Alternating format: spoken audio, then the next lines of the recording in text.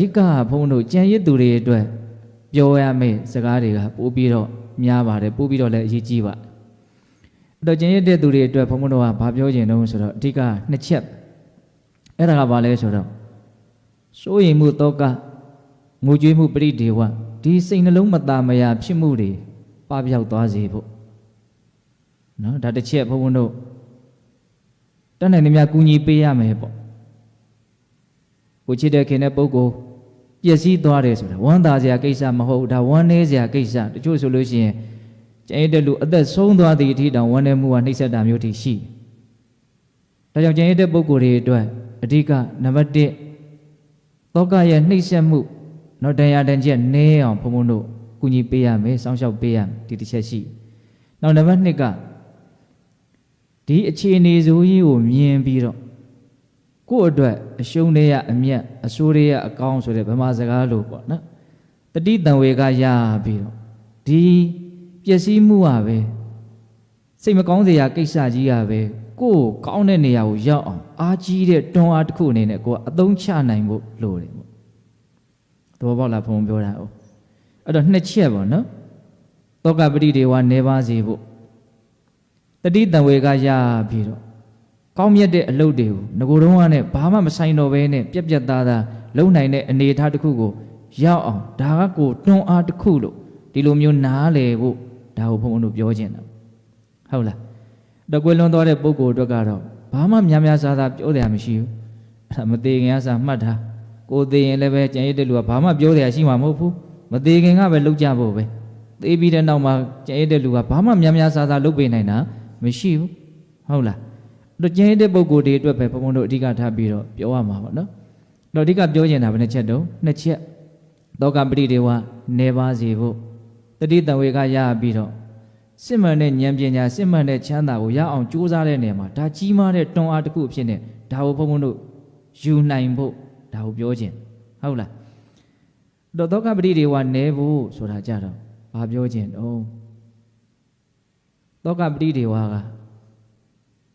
စေယုံပေါ်မှာရက်ရှည်ဖြစ်ထားတာဆိုတော့သောကပရိဒေဝကအားရအောင်ဖြစ်ပြီးသွားပြီဒါကြောင့်မို့လို့သူကဖြစ်เสียတိတ်မကြံတော့သလိုဖြစ်သွားတယ်ဒါဘုံဘုံမြင်တာကိုပြောတာပါရုပ်တရက်ဆုံးတဲ့ပုံကိုယ်တွေနဲ့မတူဘူးဘုံဘုံဆိုအမေဆုံးတော့ကအမေကဒီနေ့ဖြစ်ပြီးနောက်နေ့ညနေစေယုံပို့တယ်နောက်နေ့မနေ့အစောကြီးဆုံးသွားလုံးဝနေလို့မရဘူးဘုံစိတ်ထဲမှာအမေက62နှစ်ဆိုတဲ့အတွေးနဲ့သာကိုထိန်းရတယ်ရုပ်တရက်ပျောက်သွားတာအိုးအခုကအဲ့လိုမဟုတ်ဒီကကြီး4နှစ်ကြာနော်ကင်ဆာဖြစ်တာ2နှစ်လောက်ကတော့တက်တောင့်တက်တာ2နှစ်လောက်ကတော့ရုန်းကန်ရတယ်အဆုံးကနေ9လ10လလောက်ကတော့အကြီးအကျယ်ဒုက္ခရောက်တယ်အဲ့ဒီတဲကမှအရက်3-40လောက်ကအလွန်ကြောက်မဲ့ဖွယ်ရကောင်းတဲ့ခန္ဓာကိုယ်ရဲ့ဒုက္ခကိုပြသွားဘဝနဲ့ရင်းပြီးတော့ကျန်တဲ့လူတွေအတွက်အကောင်းဆုံးကိုယူမယ်ဆိုလို့ရှိရင်ပေးသွားတယ်လို့တောင်ဘုံဘုံပြောခြင်းကင်ဆာဌာနမှာအလုပ်လုပ်တယ်နောက်တစ်ခါတယောက်ပြောတာကိုဘုံဘုံကကြားဘူးတယ်ကင်ဆာဝေဒနာရှင်တွေကတော်တော်နဲ့ဆုံးတာမဟုတ်ဆုံးပြီဆိုရင်လည်းဝေဒနာအလွန်ပြင်းထန်အဲ့တော့ကျန်ရကြတဲ့ပုံကိုယ်တွေပြုသူကြတဲ့အတိုင်းဝိုင်းတွေကဒီဒုက္ခကိုချစ်တဲ့ခင်တဲ့လူကအဲ့ရပေါ်မှာပက်လက်ဒုက္ခခံနေရတာကိုတရက်မဟုတ်နှစ်ရက်မဟုတ်မြင်နေရတယ်မြင်နေရတဲ့ခါကျတော့ဘယ်ချိန်ကြမှဒီဒုက္ခငြိမ့်သွားဆိုဆုံးသွားမှပဲငြိမ့်သွားဆုံးစေခြင်းတယ်လို့ပြောတာမဟုတ်ဘူးအလွန်တနာတယ်ပေါ့မရှိမလားဒုက္ခရောက်တယ်ကိုလည်းဘာမှခွဲဝေယူလို့လည်းမရဒါတွေအလွန်စဉ်းစားတဲ့အကောင်းတဲ့ကိစ္စတွေအဲ့တော့သောကပရိဒေဝမဖြစ်ဘူးတော့မဟုတ်ဖြစ်မယ်ဒါပေမဲ့ဒီအခြေအနေမှာအများကြီးဖြစ်နေတာမရှိဘူးသို့တော်လည်းပဲတွေးမိတိုင်းအထူးသဖြင့်ဘိုးတို့ဘွားတို့ဆိုရင်သောကပရိဒေဝဖြစ်မယ်ပေါ့နော်တခါကြီးကတော့ဒီအမှန်တရားနဲ့ပတ်သက်ပြီးတော့အများကြီးဝါသနာပါတော့လေ့လာလိုက်စားတာတော့တတ်တာမှုရမယ်ပေါ့အဘွားတော်မှာတော်တော်လေးတက်တာရှိတယ်လို့ဘုံဘုံထင်ပါတယ်သို့တော့ကိုရင်ရဖြစ်ထားတဲ့သာသမီဘလို့ပဲတရားရှင်းချက်တယ်ပြောသောကပတိတွေကတော့ရှိမှာပဲဒါကိုဘုံဘုံတို့ကပပျောက်ဖို့နေပါဖို့ဆိုလို့ရှိရင်ဘလို့လုပ်မလို့တခုတည်းသောနီလန်းကအမှန်တရားကိုသိတဲ့စိတ်များအောင်လုပ်ဖို့ပဲဒါလေးကိုပိဿတို့သဘောပေါက်စေခြင်းနဲ့ဟုတ်လားသ တောကပရိဒေဝစိုးရင်နဲ့ငိုကြွေးတယ်ဆိုတာအတွေးမှားလို့အမှန်မသိလို့စိုးရင်လားအဲ့လိုဆိုရင်အမှန်သိရင်ဒီဘက်ကစိုးရင်တာအလိုလိုနဲသွားတာစိုးရင်မှုအတွက်တခြားဆေးမရှိဘူးနော်အမှန်တရားကိုသိချင်းသိပင်လဲအမွန်မြတ်ဆုံးနဲ့အပြည့်စုံဆုံးအကောင်းမွန်ဆုံးဆေးပဲအမှန်ကိုသိအောင်လုပ်ရမယ်အဲ့တော့အမှန်ကလည်းပဲသိဖို့ကအရင်ကြီးမခက်ဘူးကိုယ်သိကျင်တဲ့စိတ်ရှိဖို့အဲ့ဒီဘက်ကိုဥလှဲ့ဖို့ပဲလိုတာအမှန်ကလည်းထူးထူးဆန်းဆန်းကြီးမဟုတ်ဘူးဒါဖြစ်တတ်တဲ့သဘာဝကြီးဆိုတဲ့ဒါဖြစ်ကိုဖြစ်မဲ့သဘာဝကြီးဆိုတဲ့အမှန်တရားကိုသိဖို့ပဲဘုန်းဘုန်းတို့ရထားတဲ့ဒီဘဝဒီခန္ဓာအိုမဲ့နာမဲ့သိမဲ့ခန္ဓာကြီးပဲလေဘာနဲ့မှကူစားလို့မရဘူးကာကွယ်လို့မရဘူးသူလန်းသူသွားတာဒါကိုကောင်းကောင်းမြင်ထားမယ်ဆိုရင်အိုလာနာလာသေလာတဲ့အချိန်မှာဘုန်းတို့ဘာမှတောကပတိတွေကဖြစ်เสียအကြောင်းမရှိဘူးတောကပတိတွေကဖြစ်တယ်ဆိုတာဒါကိုကောင်းကောင်းကိုမမြင်လို့ပဲဟုတ်လားမမြင်လို့နော်ဒါဒီတိုင်းဖြစ်တဲ့သဘာဝကြီးလို့တကယ်ပိုင်ပိုင်နိုင်နိုင်သိမယ်ဆိုရင်တောကပတိတွေကဘာလုပ်တာမလို့ရောက်သွားဘုန်းတို့မြတ်စွာဘုရားလက်ထက်ကတူဒီသောသားလေးသုံးသွားလို့တခါကြီးကမိခင်ကြီးကဒီလောက်မဟုတ်ဘူးတခါကြီးကယူကျုံမရဖြစ်တယ်ရေရင်နဲ့မျက်ခွက်မပြတ်ဘူးအဲ့ဒါနဲ့နောက်ဆုံးဘလို့မှဖြေမရတဲ့ခါမှာမြတ်စွာဘုရားကြီးရောက်လာတော့မြတ်စွာဘုရားသူ့ကိုတရားဂါထာ14ပုဒ်ဟောတန်လတုတ်တန်းဆိုပြီးတော့ရှိတယ်အဲ့ဒီတည်းမှာသေခြင်းအကြောင်းတွေကိုမြတ်စွာဘုရားအများကြီးပြောတာသေခြင်းအကြောင်းဆိုတာခန္ဓာအကြောင်းပါပဲခန္ဓာအကြောင်းဆိုတာလည်းသေခြင်းရဲ့အကြောင်းပဲတူတူပဲဟုတ်လားအဲ့ဒီမှာသေခြင်းတရားရှင်သန်မှုဆိုတာဘယ်ချင်းပျက်စီးမယ်ဆိုတာသူမှသိနိုင်ဘူးနော်ပလာဏမိဝပက္ကနာပါတောပတ္တနာတောဘယံဧဝံဇာတနာမစ္ဆာနာနေဆံမရဏတောဘယံ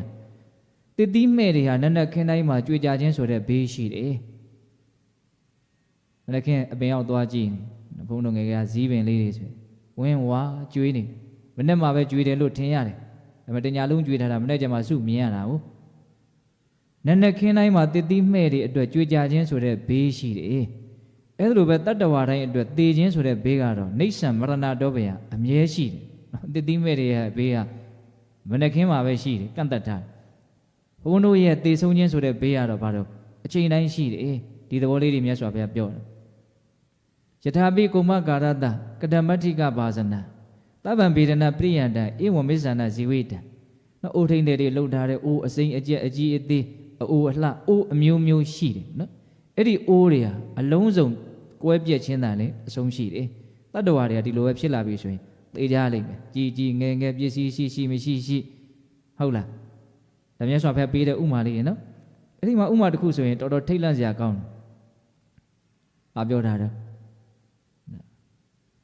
ပိက္ခတံယေဝညာတိနပတ္တလာလပတံပုထုနော်ဧကမေကောဝမေဇာနဂောဝေဇောဝိယနေယတိတဲ့ဟောအလွန်ကြိုက်တယ်ဒီကထာလေးကိုပိက္ခတံယေဝညာတိနပတ္တလာလပတံပုထုဆွေတွေမျိုးတွေချစ်တဲ့ခင်တဲ့လူတွေကဒီတည်တော့မဲ့လူမမာကိုဘေးကနေဝိုင်းကြည့်နေစောင်းလျှောက်ကြတယ်နော်ဘိုင်းဝိုင်းကြည့်နေတချို့လည်းပဲမျက်ရည်မစင်တိုင်းလာတဲ့ဧည့်သည်တွေလူမလာမေးတဲ့လူတွေကိုပြောနေကြတယ်ပေါ့ဘလို့ဖြစ်တာဘယ်တော့မှဘလို့ဖြစ်တာနော်တချို့ဆိုရင်အဲ့ဒါကိုမပြောတော့မပြောနိုင်တော့ဘူးအော်ဟစ်ပြီးတော့ငိုကြတယ်လူမမာဆုံးတော့မယ်ဆိုကြပါစို့